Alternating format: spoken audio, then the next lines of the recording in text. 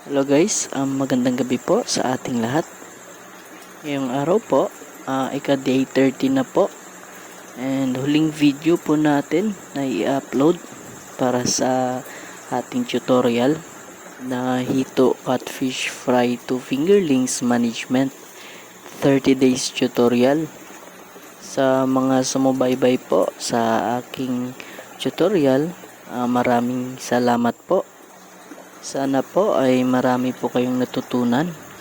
Sana po ay patuloy nyo pong suportahan ang aking channel para patuloy po tayong makapagbahagi ng mga kaalaman. So, abangan nyo po ang mga susunod kong uploads at magbabahagi na naman po tayo ng mga panibagong tips and idea po patungkol sa pag-aalaga ng hito. And ngayong araw din po, meron po tayong customer from Isulan Sultan Kudarat po. At yung isa po ay taga dito lang po, Surala, South Cotabato. Ang order po sa atin ay 1.5 inches and 2 inches po. Ang technique ko po sa ganitong size, 1 inch to 2 inches po ay manual counting po. And 3 inches pataas po ay tinitimbang ko na po. Depende po sa dami ng order. And after ko pong ma-release yung mga order, ay magsa-sizing na rin po ako.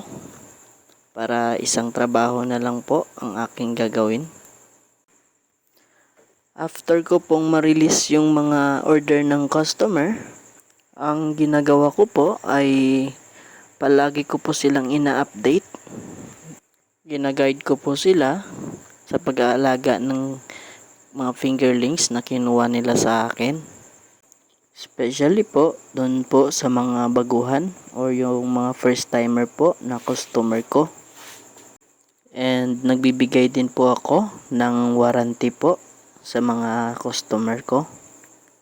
Sa awa ng Diyos, isa pa lang po ang customer na napalitan po natin ng fingerlings. Nagbibigay po ako ng warranty sa aking mga customer, especially po doon sa mga baguhan. Kasi po, pag namatayan po sila ng fingerlings, sa umpisa pa lamang po is failure na po sila. At pag na-failure po sila, sigurado po yung iba is hindi na po babalik sa inyo. So, yun lamang po. Abangan nyo po ang mga susunod kong uploads. At sigurado po ako ay marami pa po kayong matututunan.